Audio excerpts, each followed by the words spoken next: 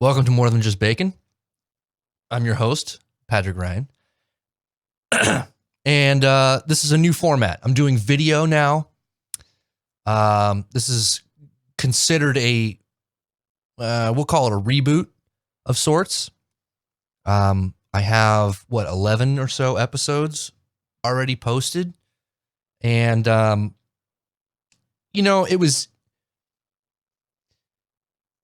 it was an interesting way for me to kind of deal with things that were going on in my life at the time. And I don't know that it was necessarily enough, right, for a whole show. I'm not famous, so nobody's trying to listen to some random guy talk about his life. What's the use in that? We don't know. Either way, what I'm trying to do now is I'm going to have guests on and we're going to do it live on YouTube. And then after the live show is over, I'll either post a full video and some clips. Maybe I'll just do clips. I don't even know. We'll figure it out as we go. But after the show is done, the live show is done, we will do, I'll take the audio and I'll separate it out and I'll put that into the regular podcast platforms, Spotify and Apple and all the jazz. So, you can call this a reboot. This would be technically episode 11, because I've done 11, or no, this will be 12. Sorry. I've done 11 episodes, ahead of this. And, so this would be technically episode 12. And, call it a reboot. That's what we're doing. I might even title it something like Reboot. For those of you who are new to the podcast, I'm going to try to make it obvious that episode 12 is kind of the reboot. I'm just thinking of this off the top of my head right now. I mean, you can listen to the first 11. It's going to be somewhat relevant to what we're doing now. The theme is the same, but it won't be just me. I doubt I'll do any book reviews. Seemed like I could never figure out exactly how that was supposed to go down. I would spend too much time on it, or I would spend not enough time on it. So really the main format's going to be me talking to a guest live on YouTube. We'll post that later after it's recorded. And we're going to talk about the same things. We're going to talk about how to be, not necessarily, how to be somebody who's more than just the worker who goes out and brings home the bacon, for the family or whoever you're taking care of, whether that's yourself or a whole family or just yourself and a couple of pets. But we're talking about that stuff, but we're also going to, we're going to dive into whatever we talk about. My first, I haven't done a full episode yet with a guest, and so it's going to be an experiment. I don't know how long it's going to go. I'm going to say at least an hour. I really want my guests to be able to kind of get comfortable and relax a little bit, right? So that we can really get to the nuts and bolts of what they're doing in their lives to kind of remember who they are and separate themselves from what they do for a living. Because I think a lot of us work a job that we wouldn't necessarily pick to be our job. Like my goal, I don't know about y'all, my goal in life would be to have a job that doesn't feel like work. And everybody's, that's kind of the cliche, right? A job that you love doesn't feel like work, which is fantastic. It would be great if that was the case, if we all did something that didn't feel like work. But I think more often than not, our jobs do feel like work, and we're not exactly excited to go do it every day. I think at best, what's the word I'm looking for? You're middle of the road about it. You're like, well, I mean, it is what it is. I go to my job every day, and it's not terrible, not the worst thing in the world. This is what I want to do, not necessarily, but I got to do it so that I can have my free time afterwards, right? And pay for all the things that I need to pay for. It's kind of where I'm at right now. My job doesn't suck. It's not the worst job. I actually kind of like my job, but is it something that I am passionate about? No, not even close. Not passionate about it. It's cool as shit.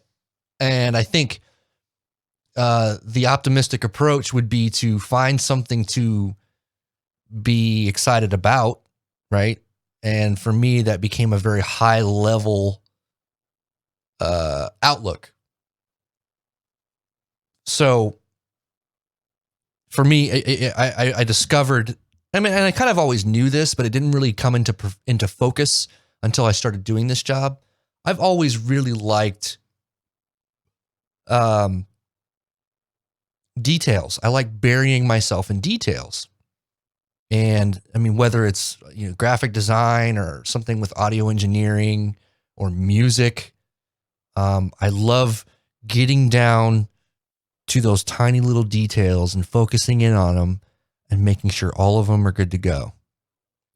I think I first noticed that when I started learning how to play drums. I mean, not even just learning. I mean, throughout my entire life of drumming, I really enjoy sitting down and focusing in on some little random technique thing that I need to work on, or some notes, some music that, has a little bit of, I'm a little early on this one note. What is it about that one note? Let's focus in on that and try to make it perfect. And then it also became things like graphic design, where I focus for hours on making sure that something's aligned just right or the color's just right. So the job that I have now is great for that. I get to dive into details and kind of indulge that part of me. I get to obsess over something for hours on end and then turn in a really good, finished, polished product. So where am I going with this? This is too much. I was talking too much. Anyway, we're going to talk to people and find out what they're doing to kind of combat that feeling of all I do is go to work and come home, spend a couple hours with my family or my dogs or my cats or whatever, and then go to sleep and then do it all over again the next day. It's a big problem. A lot of us face that, and it's important that we remember, who we are and what we're doing with ourselves, and try to find some passion in our lives. So that's what we're going to do. We're going to talk to people and we're going to find out what they're doing, if they're doing anything, what they'd like to do, and we're just going to see where the conversations go. So if you're new to the podcast and this is the first episode that you're listening to and or seeing, because I'm probably going to post most, if not all of this onto YouTube. I am recording video right now. I guess I can give you a little background, a little history on me, and that way you don't have to listen to the first 11 episodes. You can kind of just catch you up. The first 11 episodes, like I said, were more centered on what I was doing in that moment. I went through a lot of stuff in 2019 and 2020. Not so much 20. 20 just sucked. Everybody hated 20. 20, let's just pretend that 20, we can't pretend it didn't happen. Well, it just sucked. Everybody will agree. I don't think anybody had an amazing 20. Maybe you did. Maybe you had an amazing 20. My 20 wasn't terrible. It's just, anywho, 2019 is when I recorded, I think, the majority of those episodes. Maybe a little bit in 2018. I'm trying to remember. Anywho, if you want to skip the first 11 episodes, you are more than welcome. So I'm going to give you a little breakdown of who I am and where I've been and what I've done. And that'll, I hope, put it into context why I decided to do this kind of podcast where, with the subject matter that we're tackling. It all started in 1982. I'm just kidding. I'm not going to give you every detail of my life. So anyway, Let's see. Where should I start? That's the good question. Where should I start? We will start in college. So I went to college for music education. I went to a very good school. I went to the University of North Texas, and I was a percussion education major, or I think technically I was an education major with a concentration in percussion. And it was a really, really good school for that. A lot of really amazing professors and private lesson teachers. And I mean, even outside of the percussion department, we had some incredible teachers. My theory teachers were insane, and it was just an amazing experience. I'll never trade that for anything. Still have the debt, but hey. So I went to music education school at the University of North Texas as a drummer. And during that time,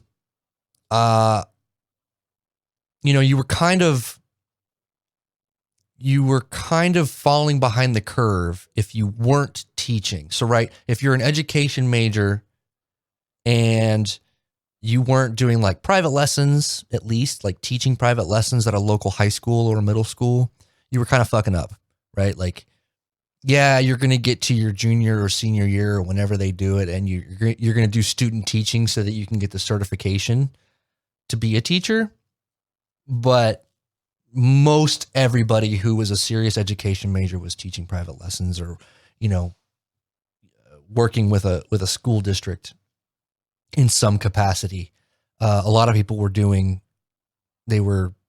being a tech. They were hired on as a drumline tech or a snare line tech or a brass tech or a color guard tech, some kind of tech. And you would get paid by the band booster or whoever to go in and help the kids in after school rehearsals to get ready for the halftime show for a football game or usually for contests, stuff like that. Anywho, so I was doing that. And so I was teaching a lot of private lessons. I was going to school at the same time. I was also I was a tech at least one high school at a time. I was teching at least one high school at a time, sometimes two or three. And you get hired for random gigs here and there to help, your friends out who had graduated and had their own programs. And eventually started arranging music for high schools so that they could have custom music for their halftime shows and their contest shows. And it all culminated in me becoming a percussion director for a district in Fort Worth, where I was in charge of not just the high school, but the two middle schools that fed into that high school. So I had a crazy schedule. I would show up at the high school in the morning and work with the kids for, I think, 1 or 2 periods. And then right around or right before lunch, I would head over to the feeder middle school and teach the beginners. And then I would go to the other feeder middle school and teach those beginners. And then I go back to the high school. I'd teach I think I had a percussion ensemble class after lunch. And then I stuck around for the jazz band to help the drummer get through his jazz band class. And then after school, we had marching band rehearsals. And then after that, I would teach private lessons. And then finally I would get home. All of this to say that I decided, especially after that job, I decided I don't want to be a band director or a percussion director. Just don't want to do it. I'm a very good teacher, and I would argue that I'm a pretty good percussion arranger, or at least I used to be. I'm out of practice. I haven't done it in a while, but I was good at it. It just sucked the joy out of it for me. Which, at the time I didn't expect, but I think before that I would have expected. And the reason why I say that is because when I was in high school, well, pretty much ever since I started playing drums, which is in 6th grade, I wanted to play in a band. I wanted to be on MTV. I wanted to be on VH1. I wanted to tour the globe. playing in front of thousands and thousands. That's what I wanted to do. I wanted to play in a band. And so teaching music at a high school was not at all part of my original plan. But, back in those days, college education was incredibly important. You were a failure if you did not have a college degree, and you could not get a decent job unless you had a college degree. So that's what I did. I went to school and I tried to get my college degree. And during that process, I discovered that I had no desire to be a full-time music educator, especially at a school, for a school district. If you're a percussionist, you're almost automatically hired as a percussion director, and it's exactly that job. You go and you teach not just the high school, but the middle schools that feed into that high school, and you teach all percussion. And it's a good plan because you ideally will have a very well-rounded and consistent percussion program, so that by the time those kids get to the high school, they kind of already know how you want them to play and how it all works. And, you can basically grow your own program so that by the time they get to the high school, you have a solid foundation and they can just step right into wherever you got to put them in the drum line or the pit or the orchestra or whoever or whatever. So anyway, long story short, I decided I didn't want to do that. It was not for me. It was just not, it sucked the joy out of teaching. I do like teaching, and I like writing percussion arrangements and stuff like that. It sucked the joy out of it. So I switched gears, and I thought, what can I do with myself that will kind of take everything that I learned up until this point, and apply it in a situation that I think I would actually enjoy more and actually be willing to continue doing. And that ended up being, I pursued a recording arts. I think it was technically a recording arts diploma from a place in Dallas. And at the time, there were only a couple of places in the country that were offering such a program. I think Berklee College of Music was one of them up in Boston, but for one reason or another, they wouldn't take my credits that I already had. So you were part of the music program, right? Like if you got accepted into this Berklee program for recording, you were part of the music program, but they wouldn't take any of the credits that I already had from UNT. So like things like music theory and piano and ear training, what we call aural skills, they wouldn't take any of that, which I thought was kind of bullshit. So I gave up on Berklee just because I was like, this is dumb. I'm going to have to take out more loans to just take the classes that I already took again. This is dumb. And luckily there was a place in Dallas that was closer to a technical school than a college, because you didn't take English or math or any of that stuff. You just literally went in and did nothing but recording stuff. I mean, and even then it was very well rounded. It was not just recording in a recording studio, but it was mixing, it was mastering, it was working with 5.1 surround. So doing things for television and movies where you're literally putting in all the sound for a TV show or a movie, footsteps and stuff like that. And then there was a live sound class. There was a producing class where we learned a little bit about music, which was funny because I knew a lot. And my teacher actually got a lot of things wrong when he was talking about music theory. So I went to recording arts school and I loved every second of it. I thought it was amazing. I got to use everything that I'd learned musically from UNT. I got to use all that. And I also learned new skills, how to set up microphones and how to use them and how to,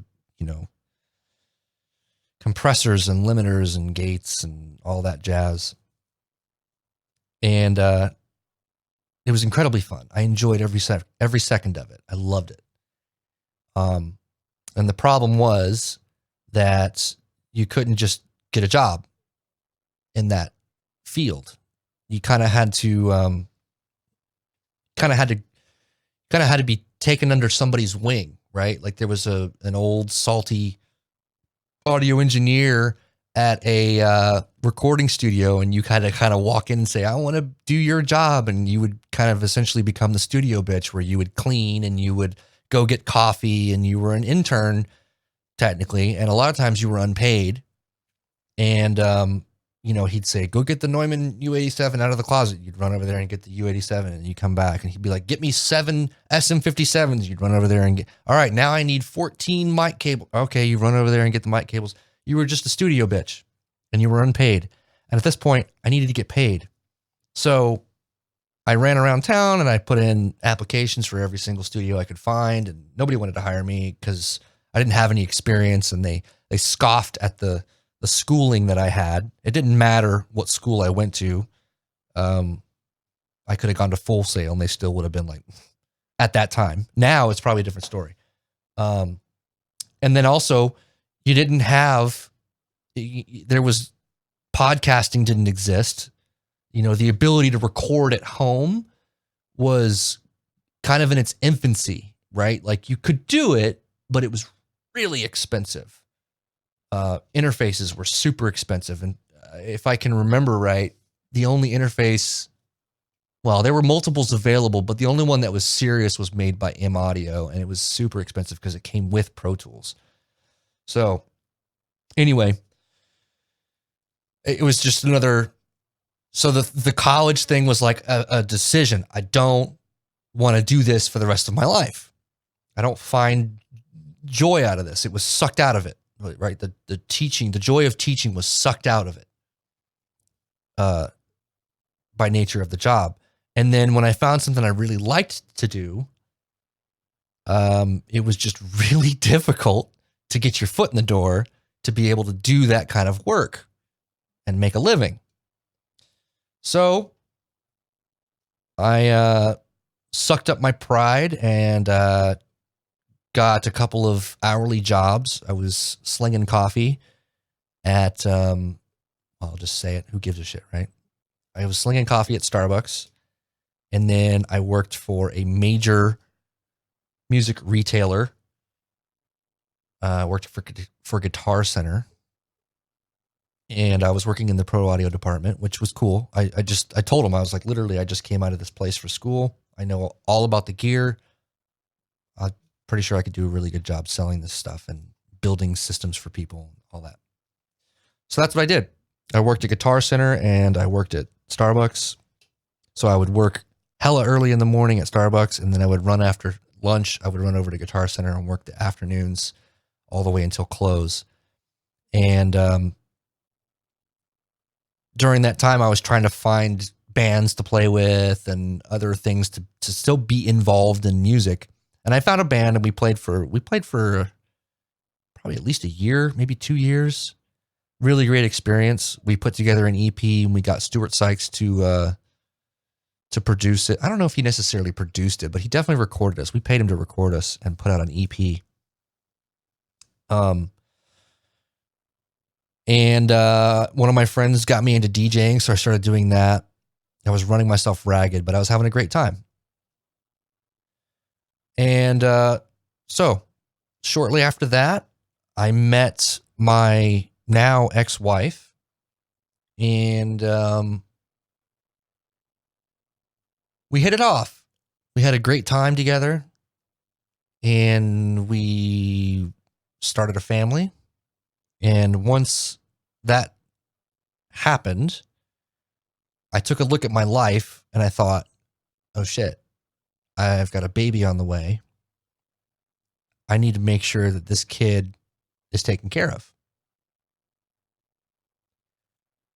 So by this time I'm 26, I think. I think I was 26. This was 2009. Yeah. I was 26 for most of 2009. So I was 26. And, 2010 is when I joined. So anyway, 2010, I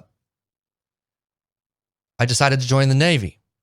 And just because I grew up in a military family and I knew that life and I knew that I could do that easily. I knew what it took to be good at it. And I knew that I could do it and it wouldn't be that difficult for me. It's literally, if you join the military, it's all about just follow the rules, do what you're told, and you'll be fine. You will be 100% fine.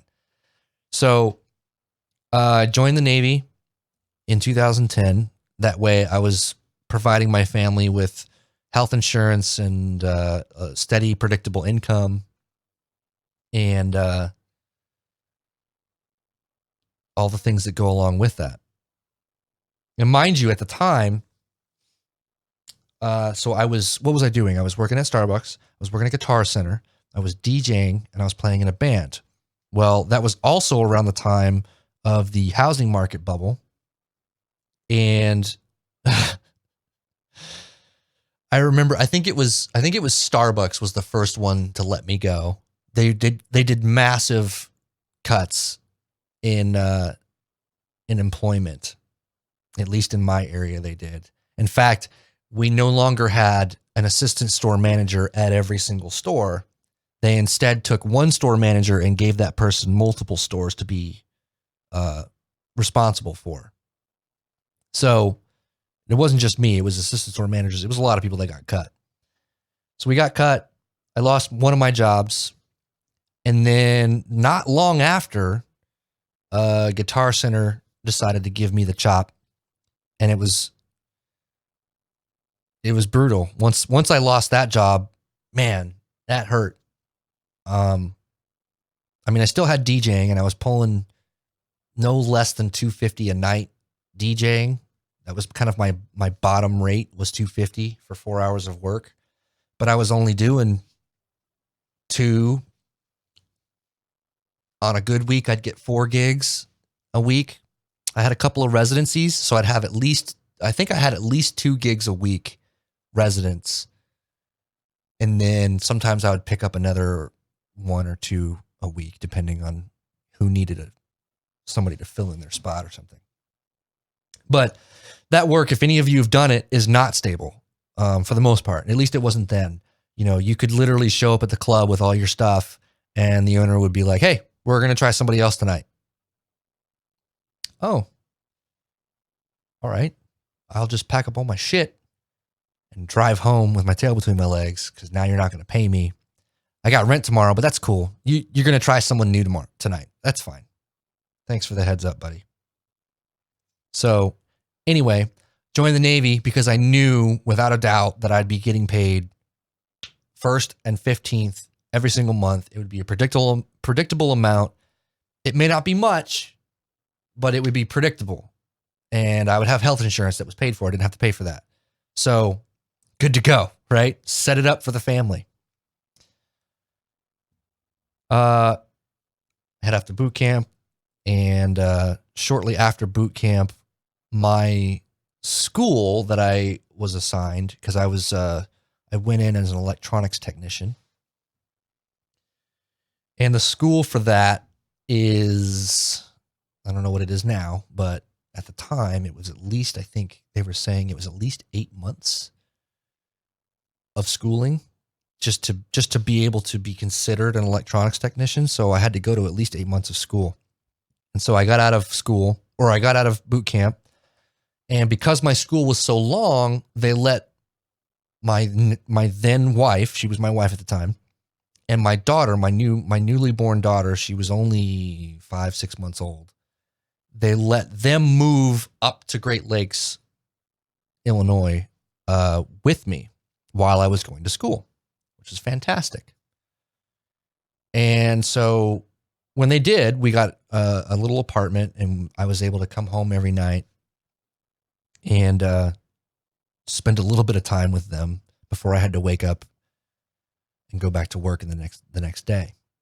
Now, the funny thing is that I had to be at the base at like 7:30 or so in the morning, but I was also a night student. So I would go to the base in the morning and do a bunch of nothing all day.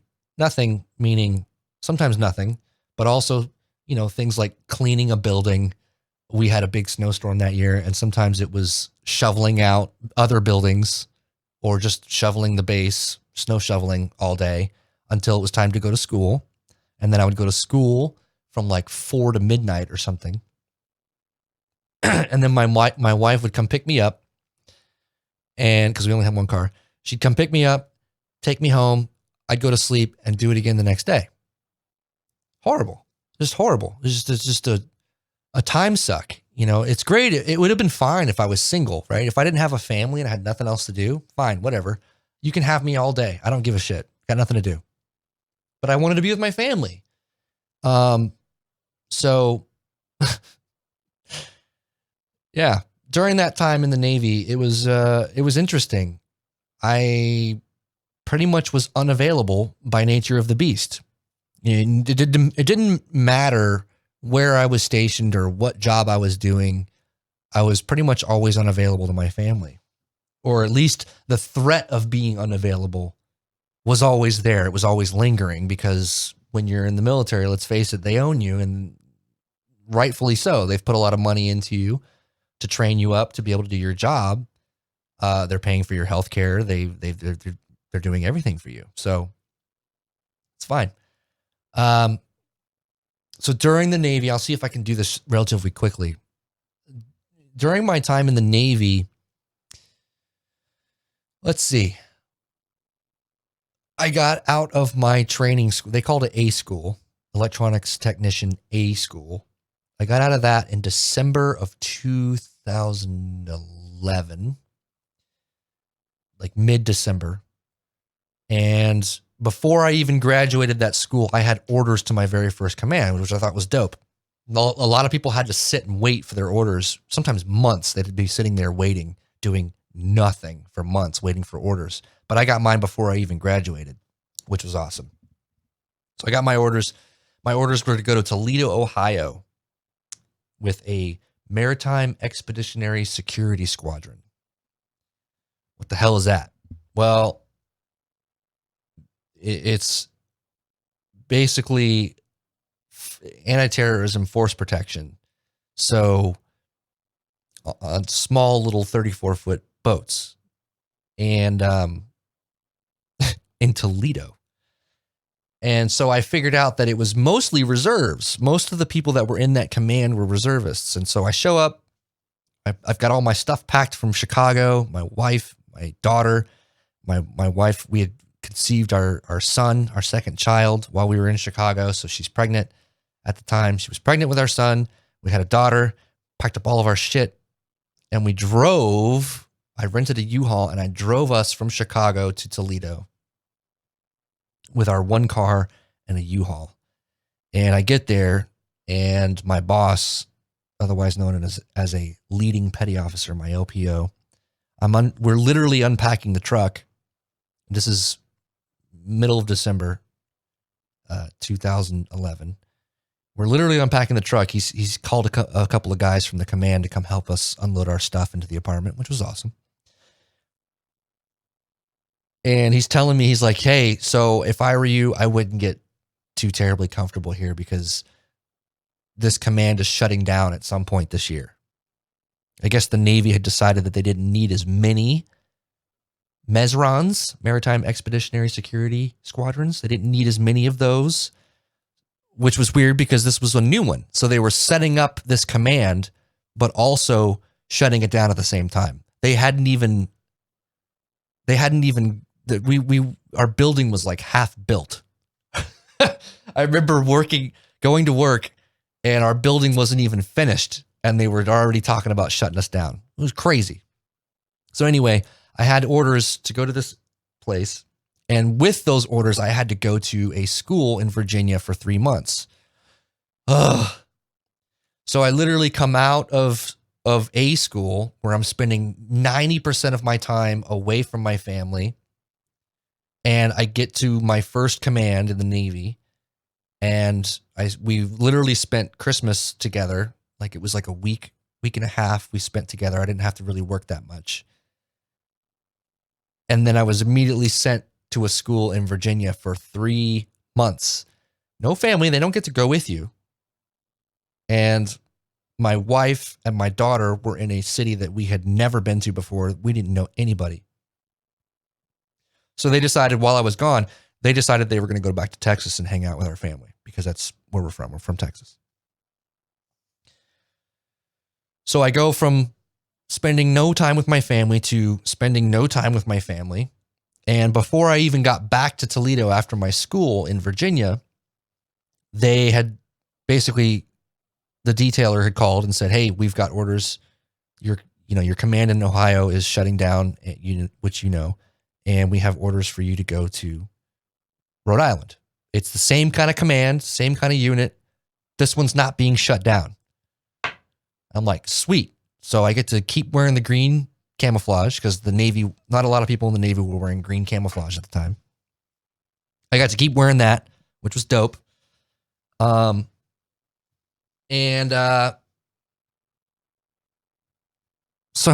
I get back from this school in like March of 2012, and we pack up our shit in another U-Haul, and we drive from Toledo to Newport, Rhode Island.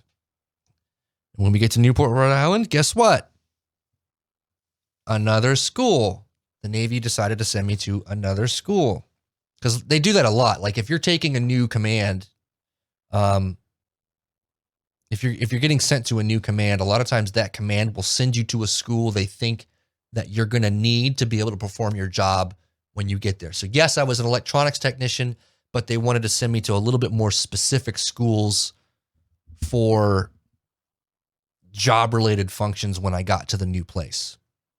And ironically enough, the schools they sent me to didn't really apply to my job, which is funny. So anyway, we get to Rhode Island. I have to go to another 3-month school in Virginia, different place. The first time I went to Norfolk, the second time I went to Dam Neck. Norfolk wasn't terrible. Dam Neck, there ain't shit to do in Dam Neck. If you've been to Dam Neck, you know there's nothing to do in Dam Neck. That base, wow. Nothing going on in Dam Neck. So I spent 3 months in Dam Neck doing jack shit, going to this school. I mean, I learned some cool things. In fact, that school was the place where I learned that I did not want to work in IT because it was a very IT-centric school. I learned a lot about like networking and network security and stuff like that. Basically, as an electronics technician, my job was to be able to troubleshoot the equipment, the physical equipment. So I needed to be able to fix a router if need be, or fix a computer. Not on the software side, on the hardware side. Anyway, so I get to Newport. I go to this 3-month school. Again, spending exactly no time with my family. And then when I finally get back from this school, it all settles down a little bit. Finally, about 1.5 years into my Navy career, or longer actually, I finally got to settle down and get into a routine. And the command wasn't bad. I literally would go to work by like 7:30 in the morning. I was done usually by on average about 4 o'clock in the afternoon. We did spend a lot of evenings there up to like 5, 6 p.m., maybe 7. Sometimes we get out super early at like 2. So it was relatively predictable, and we started to have a life. Now, all this time, my wife, when we were dating, she had told me that she didn't have too great of a childhood growing up. Her mom died when she was, I think, 10. Well, first of all, her parents split before she could even remember. So she was, I think, less than 1 year old when her parents split. And mom, I think, had, I'm blanking right now. Mom had full custody, I guess you would call it. She was the custodial parent. And so her dad would take her every weekend or every other weekend or something, and they would just hang out and, do the standard things like he'd take her to Chuck E. Cheese or miniature golfing, or just, he had fun with her. That was it. He didn't have to be a parent. So mom was the primary parent. Well, then her mom dies when she's 10.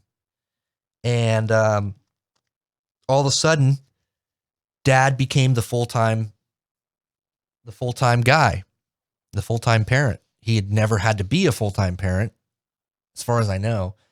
And so a lot of what she's told me has said basically been centered around the fact that he just sucked at it. This is to be brief, incredibly brief about it. Apparently he was terrible at it. And so she developed a lot of trauma centered around her life with her dad. So she tells me all this. And for the most part, she didn't act like it.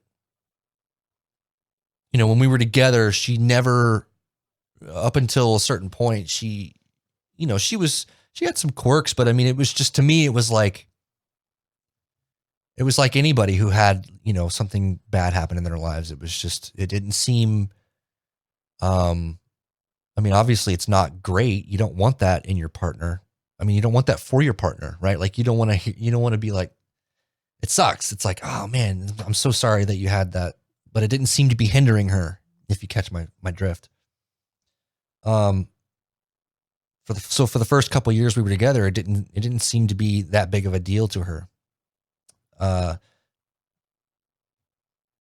But when I was with the Navy and constantly working, it seemed that my absence had exacerbated whatever was going on with her. This is my perspective, because I didn't know her until she was 22-ish. So she had all that time before she knew me. So my time in the Navy seemed to exacerbate whatever had happened when she was a kid. And I wasn't there, so I'm not able to really speak to it. All I can go on is what she's told me, and I'll try to be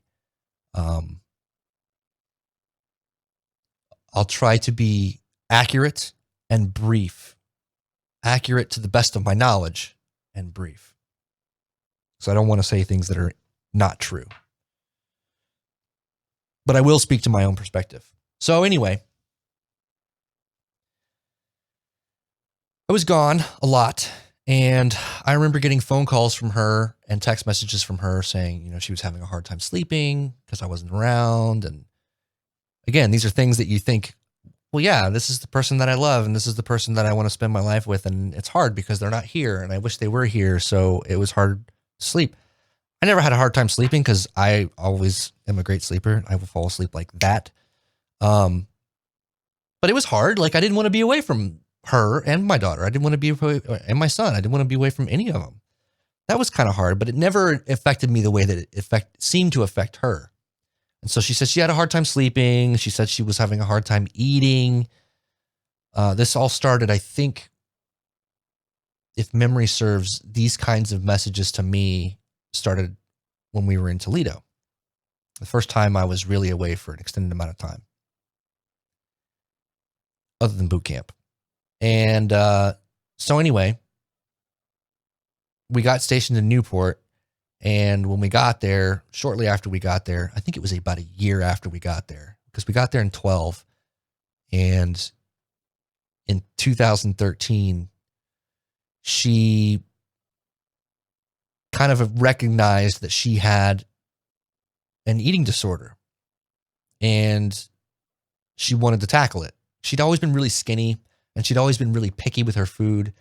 And I think she had finally realized that she had an eating disorder.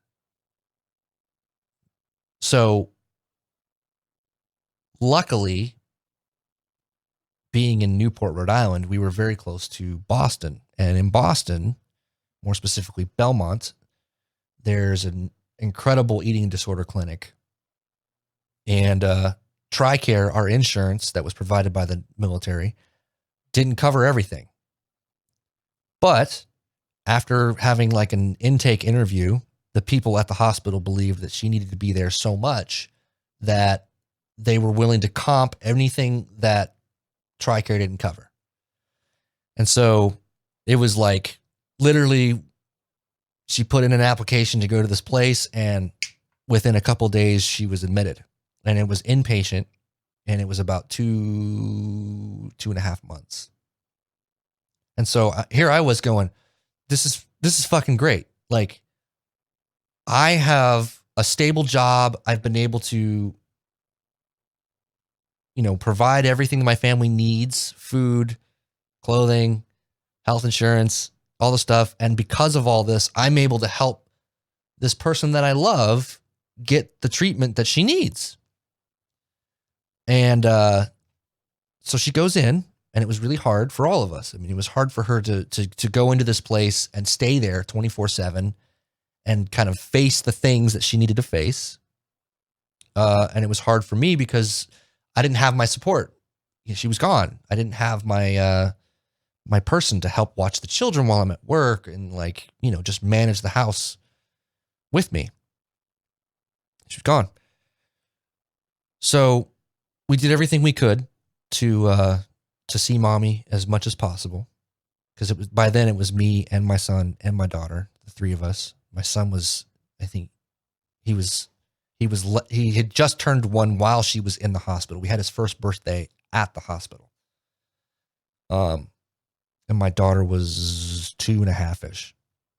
So yeah, we did everything we could to make sure that we got to see her. It was a bit of a drive. If you've ever been in Newport and you drive to Boston, it's like a 2.5-hour drive, something like that, depending on traffic. If the traffic sucks, then whew. So anyway, it was a tough time.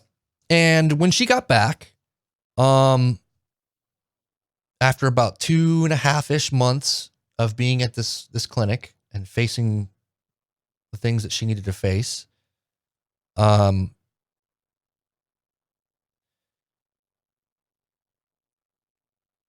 it became more difficult, because when you go into that kind of treatment, what they kind of do is they essentially open up a bunch of old wounds and kind of force you to face them. Like, here they are, face that shit, deal with it. We're going to help you. And my only beef was, it seemed like almost like once they had opened up those wounds, within a couple of weeks, she was discharged. Like, okay, now you're on your own. Keep seeing a therapist, and we wish you luck. And it was just like, holy shit. And so when she came back, I think a lot of things, it seemed like, from my perspective, it seemed like exactly that. They had opened all this stuff and just kind of booted her out and been like, okay, here you go deal with it. And that kind of threw a huge wrench into our relationship. In fact, we almost divorced in 2013, because when she came back, she just had no idea what was up or down, and she almost didn't know who she was. And it was awful. And, so when she came back, I was working a relatively predictable schedule, but all of a sudden our relationship was incredibly strained by all this stuff that she was dealing with. And I did my best to be understanding and trying to give her space. And eventually, after about 6 to 8 months, probably closer to 8 months after she came back, we started to grow back together and kind of repaired our marriage to the point where we decided we didn't need to go through with a divorce. So this is March of 2014. And so we continued to build for another year or so. And in 2015, I got orders again. Picking up, we're moving. We're getting out of Newport, and they shipped me down to Connecticut. And so in Newport, I was doing mostly a desk job. Mostly. It was, I had a lot of maintenance to do. on equipment, radios, and I had a Humvee that I had to do maintenance on. I had a bunch of generators that I had to do maintenance on, but mostly it was inside desk work. And of course, the maintenance is always maintenance. If you're in the Navy, you know there's fucking maintenance all the time. Maintenance every day. But it wasn't that taxing. It was, I could literally predict my hours, 7 something in the morning to 4 o'clock or so in the afternoon. When I get to Connecticut, they put me on a boat. I was now part of, we had changed our name. We were now, instead of Maritime Expeditionary Security Squadron, they changed the name to Coastal Riverine Squadron. And our job in Connecticut was to essentially escort high valued assets, submarines specifically, in and out of port to make sure that nobody fucked with them. And so I was on a boat, 34 feet long, standing behind a machine gun, escorting these submarines in and out. Now, the problem with that, I mean, first of all, very fucking cool job. So much fun. I had a blast doing that job. But the problem with that is that the schedule is highly unpredictable. I mean, you can try. They tried to have a predictable schedule, and they would put out like what it's going to be for the next week or next 2 weeks, because submarines come and go, and they do what they got to do. But things change, and things in the world change, and so the submarines, they come and go pretty much as they please. And every time a sub had to go somewhere or come home or do something, we had to be there to make sure that nobody fucked with them. So my schedule, once we got to Connecticut became incredibly unpredictable. And so all that work that we did as a couple to kind of rebuild our marriage and create some stability started to crumble, because now I was completely out of pocket. And even when I was home, it was, I never felt like I could fully, I mean, maybe I did. I don't know. I was going to say, I never felt like I could fully commit to anything, because even on a Saturday, I could get called. Hey, submarine's got to go. You got to come to work. You know, so it was never, it always felt like that threat of having to go to work was there, right? It's not like if I was working at Starbucks or Guitar Center where it's not my fucking shift, I'm not going to work. I know I'm not working today. I'm not going to get called in. They can try to call me in and I can say no. Well, the Navy, you can't say no. You go when they tell you. So that began as pretty much as soon as I got to Connecticut. Well, first of all, when I got to Connecticut, I had to go away for another 2 months, obviously, down to Virginia again, this time Little Creek, which was a fuck ton of fun, because we essentially played war games on the water, chasing each other around on small, fast boats, shooting blanks at each other. It was a blast. Got to go to the range for like a week, 2 weeks, something like that. Shoot everything. It was amazing. Machine guns. I love machine guns, especially belt fed. M240, you are my homeboy. So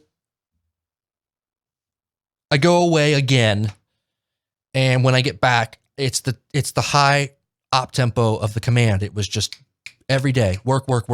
Sometimes I was there at 3:30 in the morning, staying until 7, 8 o'clock at night, come home, go straight to bed so that I could wake up at 5, 6 in the morning and do it again the next day. Like, it was nuts. And sometimes it worked out. I would wake up and there would be a text message on my phone saying, hey, you don't have to come today. We're giving you guys the day off because you haven't had a day off in 2 weeks. Like, fucking sweet. So, I mean, it was unpredictably bad, but it was also unpredictably good. The key there being unpredictable. So anyway, this took its toll on my wife at the time. The same things started creeping up. She started having trouble, maintaining her food schedule. And it got to the point where she wanted to go back to the hospital. This time we're further away.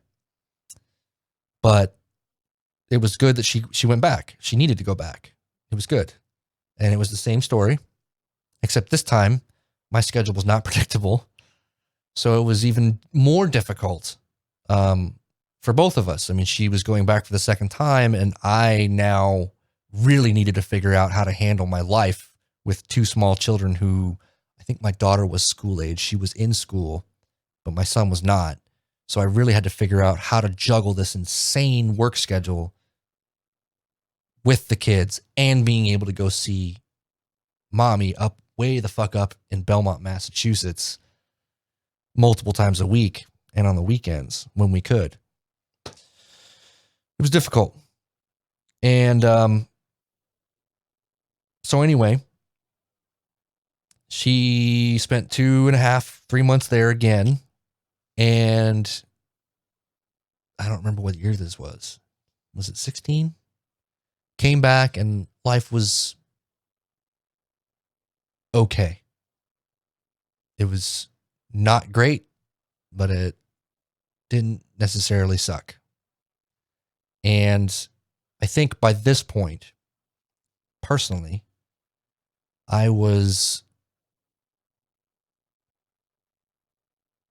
how shall I say it? I said this in an earlier episode, but basically I said something similar in an earlier episode.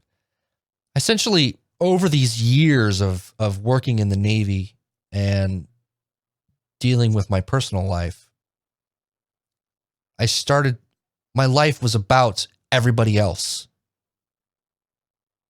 I mean, when you think about it, what did my life consist of? Well, my life consisted of my wife, my children, and the Navy. So when I wasn't with my children and my wife, I was with the Navy. When I wasn't with the Navy, I was with my children and my wife. And children are needy. They need attention. And,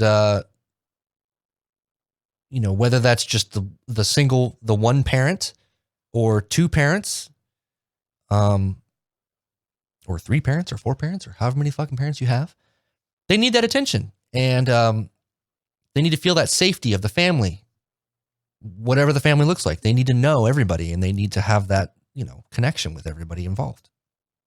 So I put a lot of energy into making sure I was connecting with my children, but I also put a lot of energy into making sure that I was doing everything I could to support my wife, who needed support. And from my perspective, being married to her and hearing her story and helping her get through all this, helping her navigate all this trauma recovery, going to the hospital twice and supporting and making sure that, she had what she needed to get into therapy and do all the things. I was working really hard to make sure that I was able to provide that for her and support and give her the space that she needed. And then when I was at work with the Navy, I kind of was able to push all that out, right? My family, for the most part, and focus on the job, for the most part. And the last year or two that I was active duty here in Connecticut, it started flying off the rails. Not in the sense that, bad things were happening, but, it really started happening when she went to the hospital for the second time, because it was really hard. It was harder than the first time. Simply because my schedule, my Navy schedule was insane. I couldn't predict it. So it was every day was just like, what am I going to do with these kids? And luckily I had a friend who was local, and I would go and I would take my son to hang out with her all day. Luckily she let me drop him off, I think as early as like 5:30 a couple times in the morning. She let me drop him off super early in the morning. And then after that, I would take my daughter to school. And then after that, I would drive over to work. And the command worked with me a little bit on showing up at a certain time every day, only because I had no other choice. But they resented me for it, which I fucking hated. the guys I worked with, the other enlisted guys, they didn't really resent me for it. They understood my situation, but some of the leadership.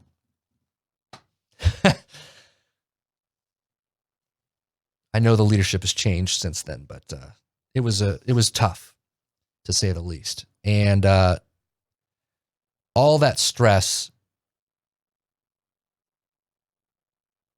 made me realize, and all that work, especially when, she came home after being in the hospital, I started to realize that there was no more me. I had spent and exhausted every drop of who I was into everything else. Like I said earlier, I started playing drums when I was in 6th grade, and fell in love immediately. I didn't want to do anything else. I'll never forget the first day that I went and had a drum class. It was a class of us 6th graders, and our teacher was teaching us how to hold the sticks and how to hit the drum, and getting us to play basic things. I'll never forget coming home that day and getting my pad out and my sticks and just practice like immediately. I just wanted to play. I just wanted to play. And that's what I did from 6th grade all the way until I joined the Navy. Drums, just drums, all the time. Wanted to get better. Just practicing, playing in groups, doing everything I can. And ever since I joined the Navy, literally since I left for boot camp until probably after I got off active duty 8 years later, didn't touch any drumsticks. And if I did, it was less than a handful of times. So all this stuff, my life had become about everyone but myself. Everyone but myself. Shortly after, or shortly before, I should say, shortly before I got off active duty, the kind of the plan when I was in it, right? The wife and I had a discussion about what could we do to kind of make our lives better. We both knew that I needed to spend more time with myself and reconnect with who I am and find some joy in my life. I mean, I have joy, right? Like I have my kids and I have my wife. I didn't really have the burning joy that you get when you do something that you love. I didn't have that because I'd lost it. I'd given it up. I had accepted the fact that I was just doing everything for everybody else. So we thought, what can we do to fix this? And the big, seemingly obvious fix was for me to get off active duty because, the Navy owned me. They could tell me when to go, where to go, and how to go. So we thought, okay, well, I'll just get off active duty and kind of take a breather, reset, recalibrate, find something to do that would be a little more predictable.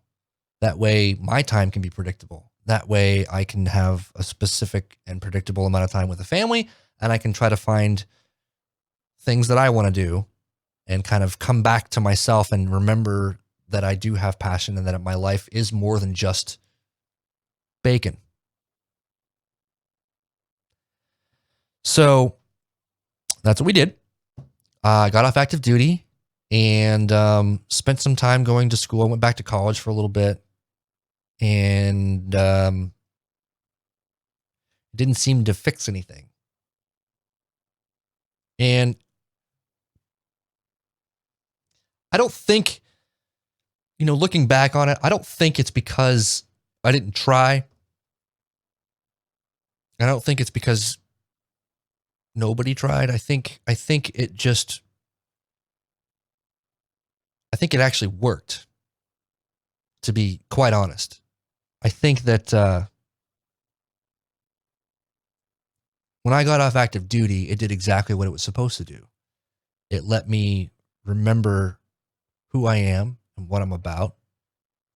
And my strength, my inner strength started to come back. Because before, I had a hard time even making decisions.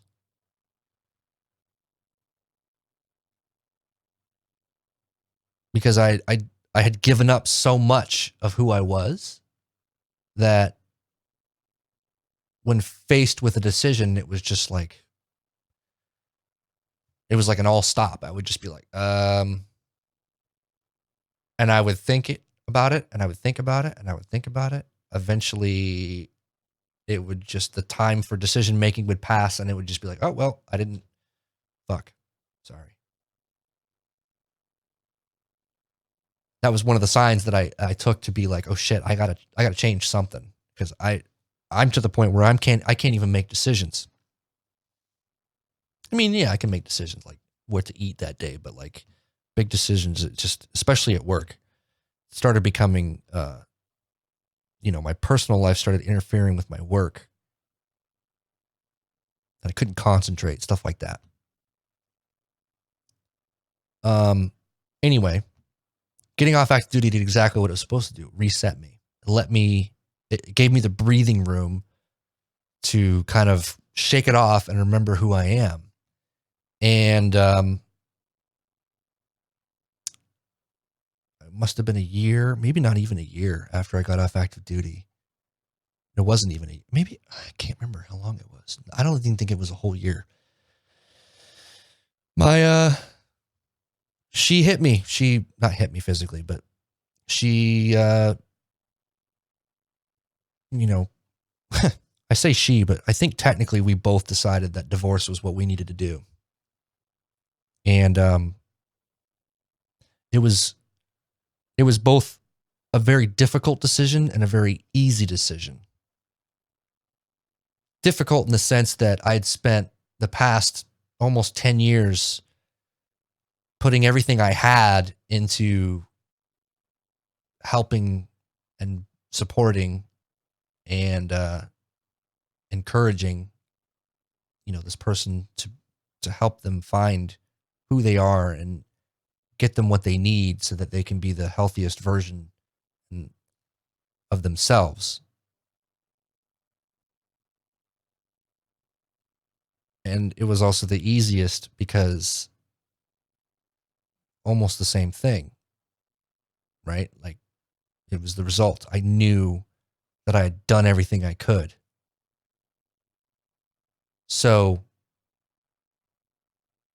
it was both difficult and easy. And the process was difficult. The process of getting the divorce was difficult. Cost a lot of money. Took a long time. And during that time, kind of in the beginning, I think technically slightly before we actually decided on divorce, I had started this podcast. And that's what I was saying way back earlier when I was talking about, it was a slightly different podcast then because I was talking more about what I was doing in that moment with my life to kind of recover from all this, to recover and to remember who I was, which was the genesis of the idea of more than just bacon. I'd spent so much time being everything but myself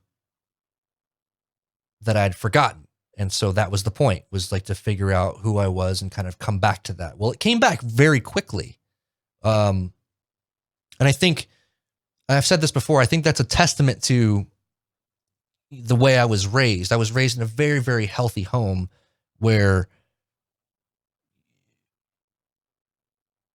independent thought was encouraged, and I was well loved. I knew that my parents loved me. I was hugged all the time, kissed all the time. I mean, we weren't rich or anything. I didn't have all the things I ever wanted, but I had all the things I needed. And I had strong discipline, right? Like my parents disciplined me when I fucked up, and they were also willing to admit when they fucked up. It's very, very healthy. In fact, a lot of times I will say to people that I used to think that my childhood was, what's the word? I mean, I was going to say hindrance. It wasn't really a hindrance so much as it was like, I used to be upset that nothing fucked up happened because I felt like that's the kind of shit that that gives somebody character. You know, you get a little dirt on you and it gives you a little bit of character. You get a scar on your eyebrow that gives you some deep, mysterious character. Nothing like that. I had a great childhood. My parents are amazing. They're still amazing. So I think I came back to who I was because it's almost like a default setting. When you're raised, however you're raised, that becomes, at least from what I can tell, it becomes your default settings, good or bad. And I think a lot of people are trying to undo their default settings because they've realized that their default settings are not that good. My default settings happen to be amazing. And I don't want to sound, I know it sounds arrogant,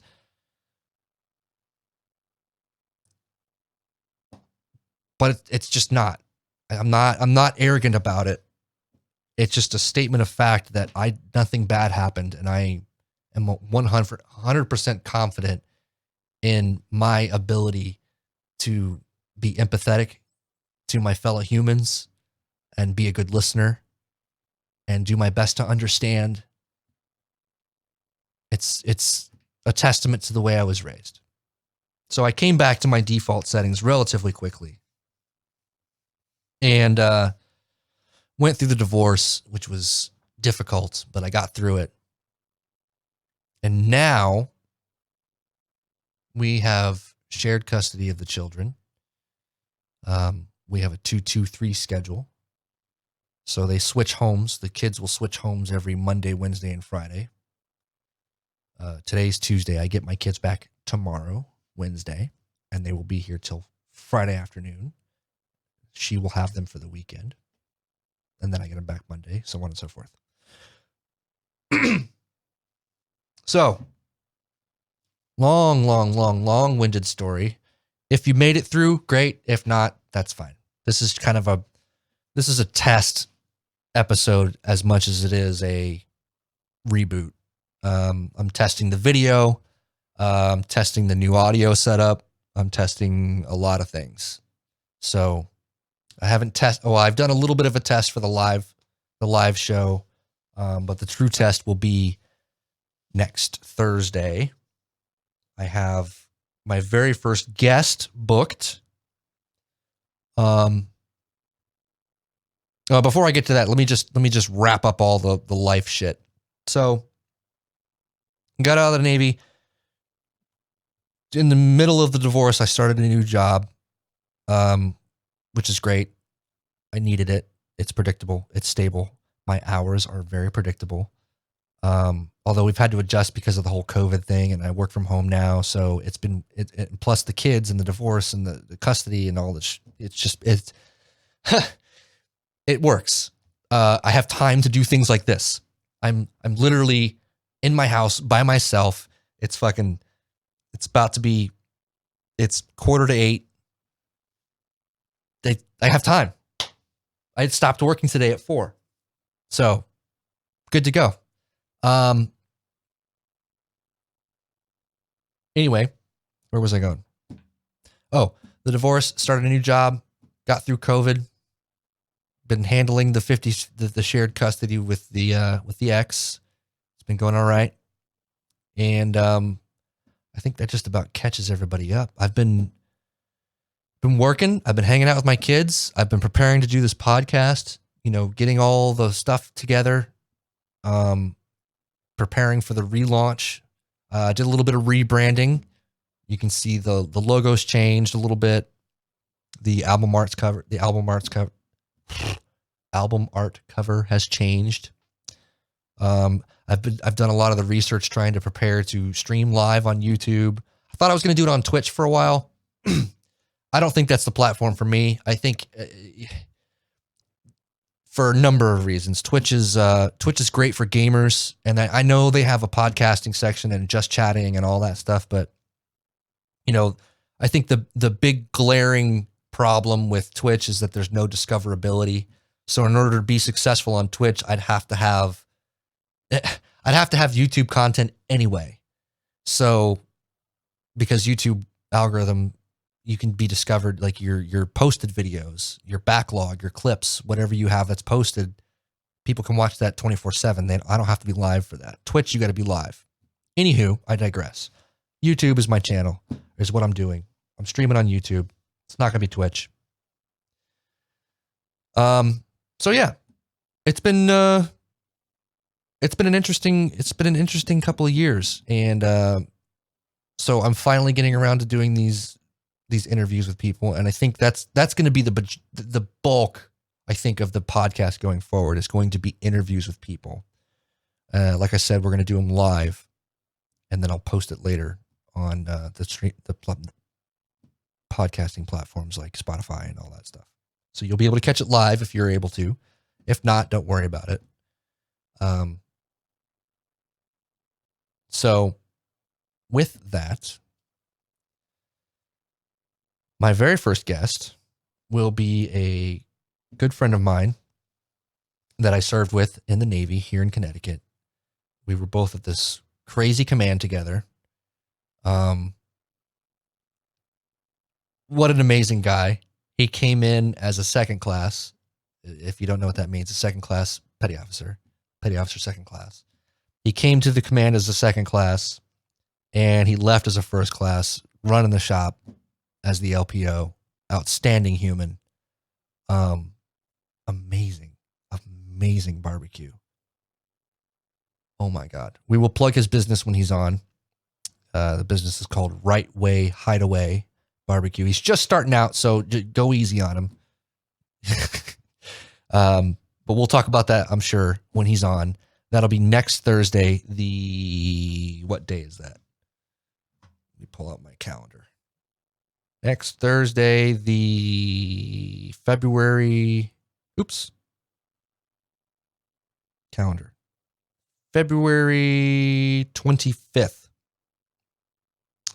That will be 1900 or 7 p.m. Eastern Standard Time. And I'm pretty excited. His name is Ryan Wright. And such a fantastic guy. He's got a great accent.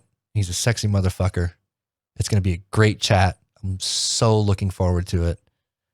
I'm pleased as punch that he's going to be my first guest. I know we're going to have a great time.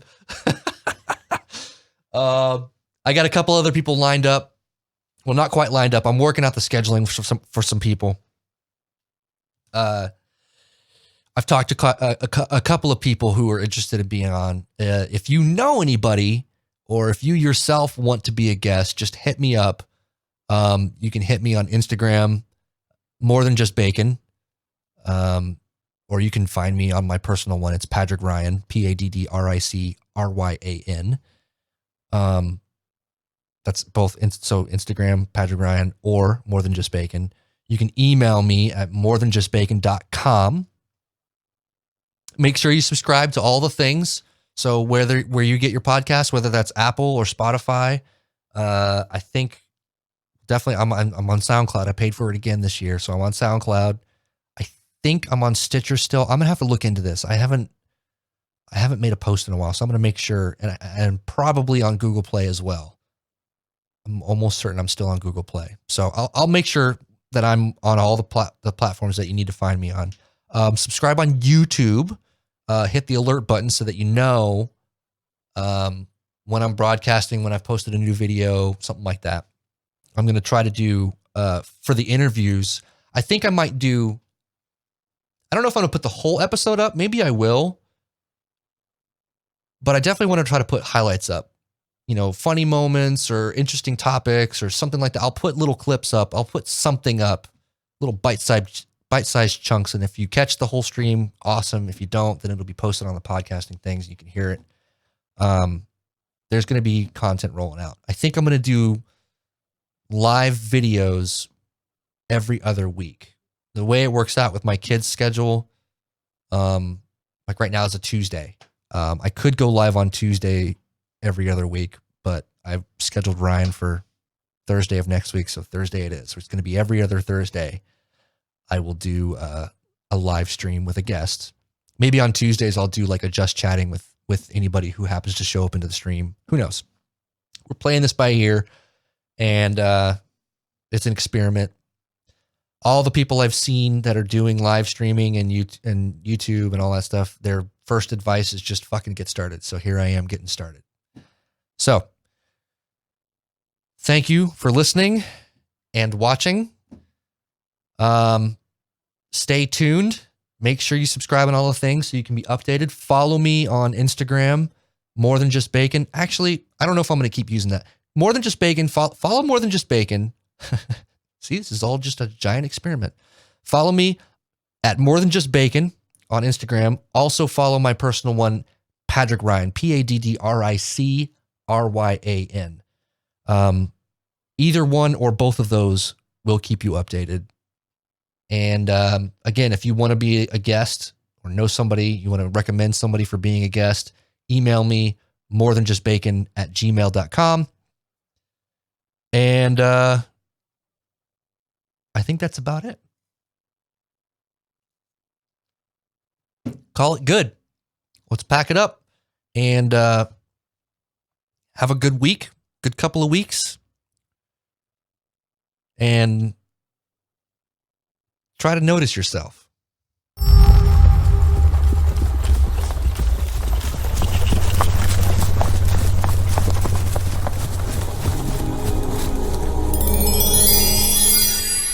For unicorns!